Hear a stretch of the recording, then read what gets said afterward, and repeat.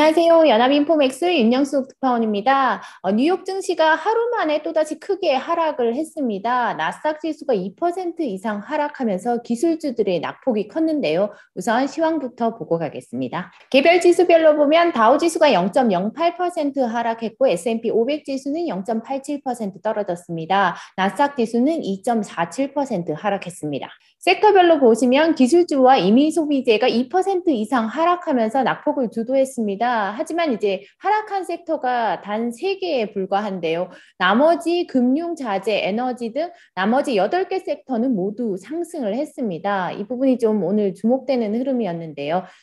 대형 기술주들이 모두 오늘 빨간색을 보였습니다. 마이크로소프트가 거의 3% 가까이 하락했고 애플은 4% 가까이 떨어졌습니다. 그리고 아마존도 2.5% 하락을 했습니다. 테슬라는 5% 하락했습니다.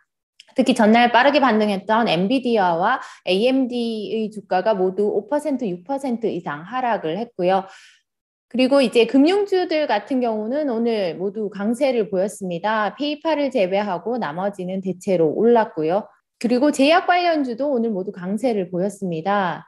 전날에 FOMC 회의 결과에 시장이 조금 안도하는 모습을 보였는데요. 하지만 결국은 연준이 긴축 속도를 높인다는 의미이기 때문에 주가에는 악재로 작용을 한 것으로 보입니다. 무엇보다도 이날 영란은행이 주요 선진국 은행 중에서는 가장 먼저 기준금리를 인상을 했습니다. 그리고 유럽중앙은행도 자산 매입 프로그램을 이제 단계적으로 축소를 해서 내년 3월에 종료를 하겠다고 발표를 했고요. 이 같은 소식 등이 이제 아무래도 각국 중앙은행들이 인플레이션을 억제하기 위해 행동에 나서고 있다라는 시그널로 보이면서 이제 투자 심리에 악영향을 준 것으로 보입니다. 하지만 오히려 이날 국채 시장은 오름세를 보였는데요.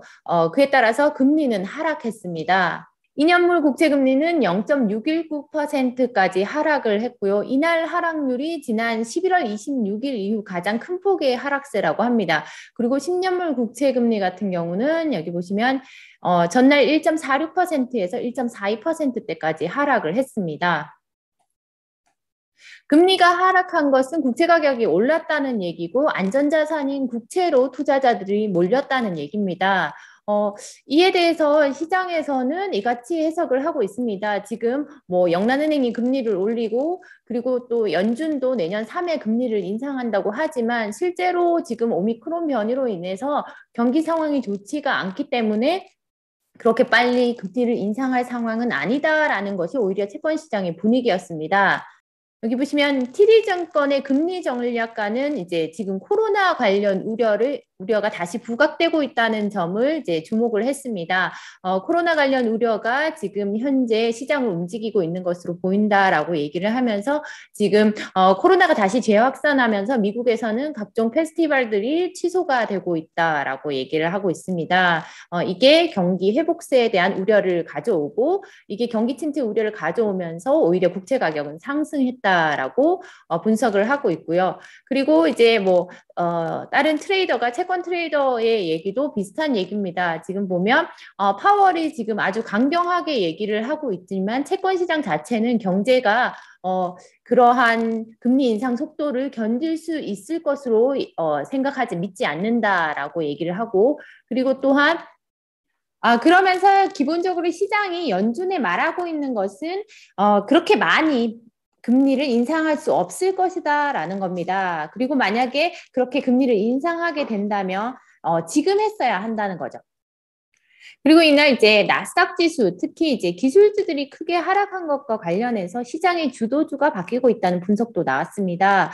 웰링턴의 프랭크 씨는 이렇게 얘기를 하고 있는데요. 아무래도 지금 내가 초점을 맞추고 있는 것은 리더십, 그러니까 주도주의 변화다라고 얘기를 하면서 이게 좀 일시적인 것 이상의 흐름을 보이고 있는 것으로 보인다라고 분석을 했습니다. 그러면서 이제 고성장 기술주에서 그 필수 소비재 부분으로 이제 시장의 로테이션이 일어나고 있는 것으로 보인다라고 해석을 했습니다. 이날 발표된 미국의 경제 지표도 대체로 부진했습니다. 주간 실업보험 청구자 수 같은 경우는 이제 오히려 계속 줄어드는 추세를 보이다가 지난주 같은 경우는 18,000명 늘어난 20만 6천 건으로 이제 집계가 됐습니다. 필라델피아의 경제활동 지수 같은 경우도 이 이날 수치가 15.4로 나왔는데요. 이 수치는 전달 기록한 39.0의 절반 수준에 불과했습니다. 그리고 뭐 산업 생산은 11월에 0.5% 증가하면서 여전히 이제 증가세를 이어가긴 했지만요. 마켓이 발표한 제조업 지수 같은 경우는 이날 이제 그 전달보다 하락한 57.8로 나왔습니다. 서비스 지수도 마찬가지로 전달에 58에서 57.5로 소폭 하락을 했습니다. 경제 지표가 그렇게 뭐 뚜렷하게 뭐 강한 모습 보이지 않고 오히려 부진한 경향을 보이고 있기 때문에 아무래도 이게 오미크론 변이에 대한 우려 속에서 연준이 그만큼 빠르게 금리를 인상할 수 있겠냐 뭐 이런 분위기가 형성된 것으로 보입니다. UBS 파이낸셜 서비스의 뉴욕 증권거래소 객장 담당 이사를 맡고 있는 아트 캐신이 인플레이션이 곧 고점에 도달하고 내년 1분기에 하락할 것으로 예상된다고 말했습니다. 캐시는 생산자 물가가 내년 초에 급격히 하락하기 시작할 것이라면 내년 춘제와 중국 겨울올림픽을 주목해야 한다고 말했습니다. 그는 공급 사이클의 핵심인 중국에서 두 기간을 정점으로 가격이 하락하기 시작할 것이라고 예상했는데요. 미국의 기준금리는 지금부터 1년 뒤에 사람들이 예상하는 만큼 오르지 않을 것이라며 제롬 파월 연준 의장이 1월 중순에서 하순 전에 재신임받게 된다는 점을 주목하라고 얘기했습니다. 그는 파월이 너무 빠르게 테이퍼링에 나서 시장이 충격을 받으면 파월 의장은 뒤로 물러설 것이라며 재신임을 앞두고 조심스러운 모습을 보일 것으로 예상했습니다. 무엇보다 가계자산에서 주식이 차지하는 비중이 커지면서 경제의 주식 의존도가 커졌다는 점에서 긴축으로 주식이 충격을 받도록 내버려 두지 않을 것으로 캐시는 예상했습니다. 미국 정부가 후불 결제 업체들에 대한 조사에 착수했다는 소식에 관련주들이 크게 하락을 했습니다. 이날 미국 금융소비자보호국은 애프터페이 그리고 어펌, 클라르나뱅크, 페이팔 등이 제공하는 후불 결제 시스템에 대한 조사를 시작했다고 밝혔습니다. 미국 대표 후불 결제 업체인 어펌의 주가는 이날 장중 15% 이상 하락했습니다. 뉴욕에 상장된 호주의 애프터페이 ADR 가격도 5% 이상 하락했습니다. 미국 소프트웨어 업체 어도비의 주가가 실적 전망치에 대한 투자자들의 실망에 10% 이상 하락했습니다. 어도비는 내년 2월로 끝난 회계 1분기의 매출이 42억 3천만 달러에 달할 것으로 예상했습니다. 이는 애널리스트들이 예상한 43억 4천만 달러를 밑도는 것입니다.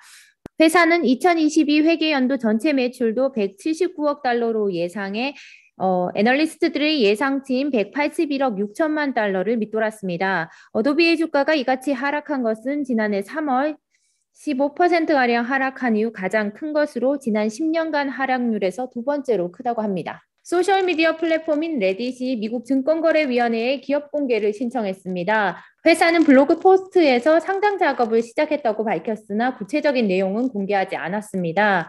회사는 아직 공모할 주식수나 공모 희망가 등은 결정되지 않았다고 밝혔는데요. 레딧의 회사 가치는 지난 8월 피델리티 인베스트먼트로부터 차입받을 당시 100억 달러로 평가받았습니다. 레딧은 밈 주식 열풍과 함께 대표적 채팅방 월스트리트 배츠가 주목을 받으면서 빠르게 성장한 플랫폼입니다.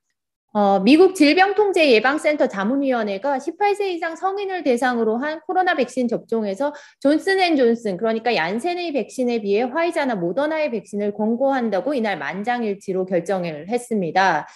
자문위원회는 존슨앤존슨의 백신에서 드물게 발생하는 부작용인 혈전증과 관련해 보고를 받고 이같이 결정한 것으로 알려졌습니다. 한 번 접종으로 접종이 끝나는 얀센 백신은 현재 미국에서 18세 이상 성인에게 접종이 허가돼 있고 부스터샷도 허용되고 있습니다. 영국 중앙은행이 빠르게 급등하는 인플레이션에 대응하기 위해 기준금리를 인상했습니다. 코로나 팬데믹이 시작된 이후 주요 선진국 중에서는 첫 금리 인상입니다. 영란은행은 12월 통화정책회의에서 정책금리를 0.1%에서 0.25%로 15bp 인상하기로 했습니다. 금리 인상은 만장일치가 아닌 8대1로 결정이 됐습니다. 실바나 위원이 오미크론 변이를 이유로 금리 인상을 내년 2월까지 기다려야 한다고 밝혔는데요. 영란은행의 금리 인상은 2018년 8월 이후 첫 인상으로 연준이 내년 3회 금리 인상을 예상한 지 하루 만에 나온 조치입니다. 유럽중앙은행이 기준금리는 동결하고 팬데믹 긴급 매입 프로그램은 예정대로 내년 3월에 종료하기로 했습니다. 팬데믹 프로그램의 매입 속도는 내년 1분기부터 이전 분기보다 낮추기로 했습니다. 해당 프로그램의 단계적 축소와 종료에 따른 시장 충격을 완화하기 위해 기존의 채권 매입 프로그램인 자산 매입 프로그램, 즉 APP는 한시적으로 내년 2분기부터 매월 400억 유로로 확대하기로 했습니다.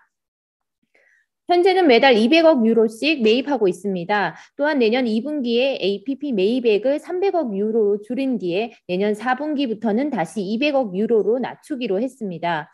유럽중앙은행의 이날 결정은 연준이나 영란은행의 금리 인상보다는 완화적이었다는 평가를 받았습니다. 터키 중앙은행이 또다시 기준금리를 인하했습니다. 터키의 기준금리는 기존 15%에서 14%로 낮아지게 됐습니다.